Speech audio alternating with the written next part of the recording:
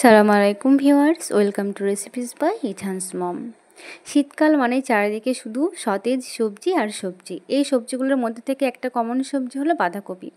আমি বেসিক্যালি যেরকমভাবে বাঁধাকপি ভাজি করি সেই রেসিপিটা আজকে করব। আপনাদের কাছে পুরো রেসিপিটা দেখার অনুরোধ রইল। তো চলুন, প্রথমে আমি ওভেনে একটা কড়াই বসিয়ে দিয়েছি, তাতে দিয়ে দিলাম সরষের তেল। তেলটা একটু গরম হয়ে আসলেই দিয়ে দিচ্ছি হাফ চামচ মতো গোটা জিরে, হাফ চামচ মতো কালো জিরে আর হাফ চামচ মেথি। আপনারা যদি আলাদাভাবে এগুলো দিতে না চান তাহলে পাঁচফোড়নটাও দিতে পারেন, কোনো সমস্যা নেই। তারপরে দিয়ে দিচ্ছি দুটো চেরা কাঁচা লঙ্কা। কাঁচা লঙ্কাটা স্বাদ অনুযায়ী দেবেন, যে যেরকম ঝাল খেতে পছন্দ করেন। তারপরে দিয়ে দিচ্ছি একটা মিডিয়াম সাইজের পেঁয়াজ। সবকটা উপকরণ একটু ভেজে নেব, অবশ্যই লো ফ্লেমে, না হলে পুড়ে যাবে। তারপরে দিয়ে দিচ্ছি হাফ ইঞ্চি মতো আদা। আবারও ভালো করে মিশিয়ে নেব। আপনারা যদি চান যে শুকনো লঙ্কা দেবো তেলের ওপর, তাহলে দিতে পারেন। এবার দিয়ে দিচ্ছি দুটো মিডিয়াম সাইজের আলু, আমি খুব পাতলা পাতলা করে কেটে নিয়েছি, দিয়ে দিচ্ছি। আলুটা দেওয়ার পর আলুটাকে আমি 2 থেকে 3 মিনিট মতো ভেজে নেব।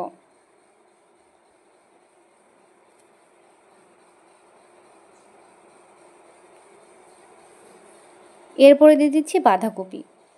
আমি একটা মিডিয়াম সাইজের বাঁধাকপিকে পাতলা পাতলা করে কেটে নিয়েছি। আমি অবশ্যই বাঁধাকপিটাকে নুন জলে, মানে গরম জলে অল্প একটু নুন দিয়ে বাঁধাকপিটা কাটার পর জলের ভিতর রেখেছিলাম 4-5 মিনিট মতো। এতে করে যদি কোনো পোকা মাকড় থেকে থাকে সেটা বার হয়ে চলে আসবে। তো আমি বাঁধাকপিটা দেওয়ার পর মশলার সাথে খুব ভালো করে মিশিয়ে নিচ্ছি। দিয়ে দিচ্ছি হাফ চামচ হলুদ গুঁড়ো, হাফ চামচ লঙ্কা গুঁড়ো। ভালো করে আবারও মিশিয়ে নেব।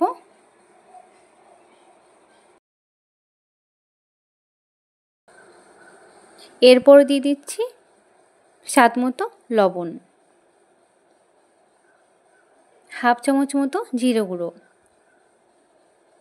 হাফ চামচ ধনে গুঁড়ো।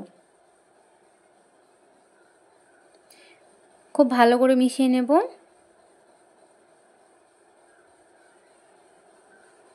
ভালো করে মিশিয়ে নেওয়ার পর আমি একটা ঢাকনা দিয়ে ঢেকে দেব।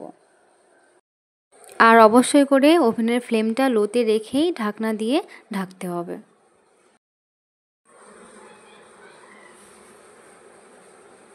এবার কিছুক্ষণ পর আমি ঢাকনাটাকে সরিয়ে দিয়ে সবজিটাকে ভালো করে নেড়ে নেব, না হলে নিচে লেগে যেতে পারে বা পুড়ে যেতে পারে। রান্নাটা চলাকালীন এইভাব করে বারবার ঢাকনাটা সরিয়ে নিয়ে নেড়ে দিতে হবে। এবার আমি দিয়ে দিচ্ছি হাফ চামচ মতো চিনি। এতে করে টেস্টটা খুব সুন্দর হয়, টেস্টটা অনেক বেড়ে যায়। এবার আবার চিনিটা খুব ভালো করে মিশিয়ে নিয়ে আবার ঢেকে দেব। এবার 5-6 মিনিট মতো লো ফ্লেমে কুক করলে আমার রান্না একদম কমপ্লিট। দেখুন, আমি অন্য একটা প্লেটে সার্ভ করে নিচ্ছি। বাঁধাকপির এই ভাজিটা ভাত বা রুটি দুটোর সাথেই ভালো লাগে, তবে আমার যেটা মনে হয় রুটির সাথে একটু বেশি ভালো লাগে। আপনারা যদি এরকমভাবে বাঁধাকপি কখনো ভেজে না থাকেন, তাহলে আজকে আমার এই রেসিপিটা ফলো করে অবশ্যই বাড়িতে একদিন ট্রাই করুন, দেখবেন অনেক অনেক ভালো হয়েছে। রেসিপিটা ভালো লাগলে অবশ্যই একটা লাইক, সাবস্ক্রাইব করে দেবেন। আপনাদের একটা লাইক, একটা সাবস্ক্রাইব আমার মোটিভেশনকে আরও বাড়িয়ে দেয়। ভালো থাকবেন, সুস্থ থাকবেন, ধন্যবাদ।